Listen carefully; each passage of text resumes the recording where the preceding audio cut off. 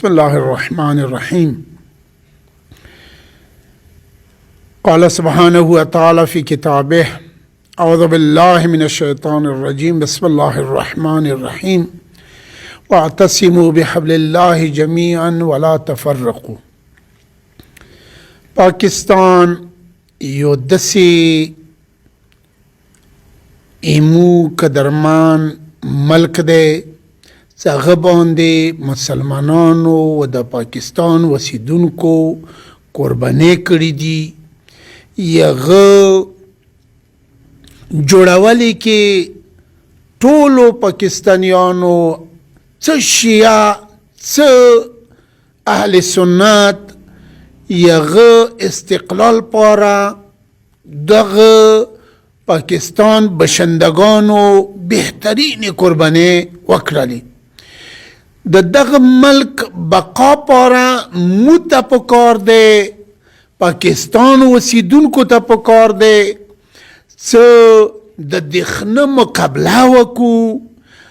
هغه مقابله د پاکستان دښنو سره اله کیږي چې کله پاکستان وسیدونکي هغه اتفاق و اتحاد کی وي.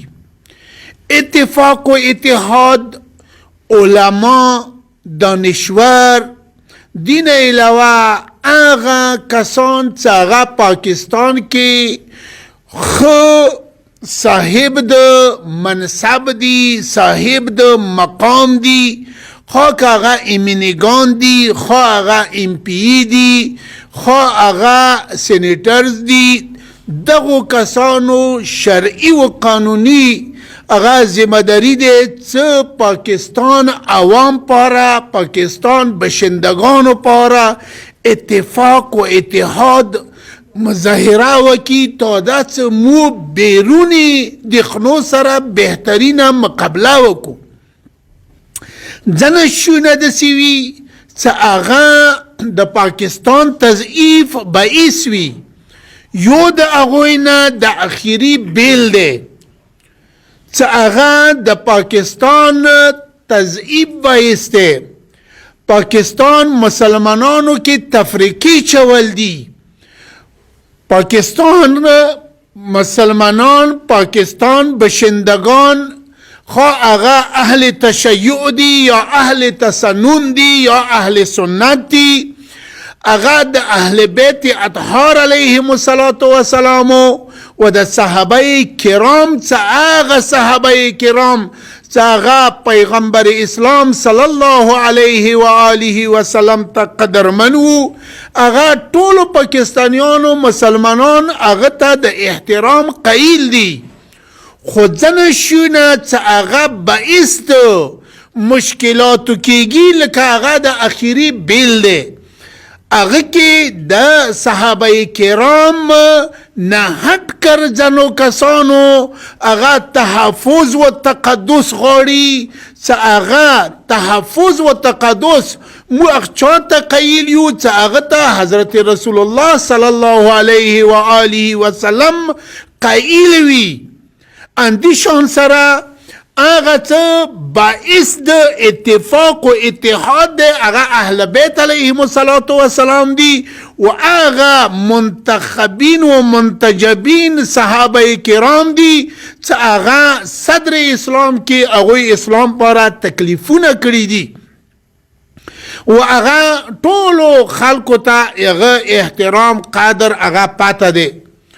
مو دغه کوم سینټ دی هغه نه دا تقاضا کوو چې اسمبلی نه کوم بیل هغه پاس شوی دی.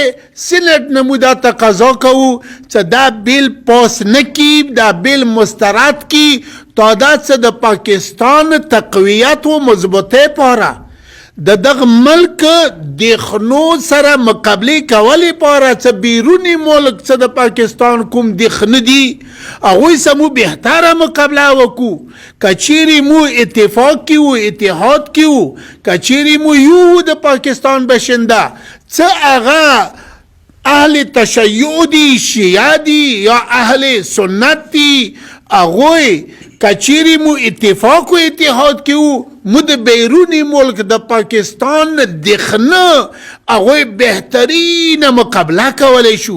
که بیا مو کې خپل اختلافي جزئیاتو باندې اختلاف کوو نو مو به څه دخنه مقابله وکړو. دخنه مقابله مو اله کولی شو چې مو خپل اتفاق کیو. اتفاق چانه رسي؟ اول علماو نه، اغو افسرانو نه، اغو ذمه‌دارانو نه چې هغه پاکستان کې د پاکستان عزت وته او د پاکستان استقلال او د پاکستان هغه قدرتمند شونه وته هغه مطلوبه ده. مو دغه سینټ نه دا غواړو چې انشاءالله دا بیل په کار د مسترد کی تا دا چې پاکستان کې هغه اتفاق و اتحاد چې هغه تکلیفو سره راغلی دی پاکستان مو مل کر هغه جوړ کړی دی.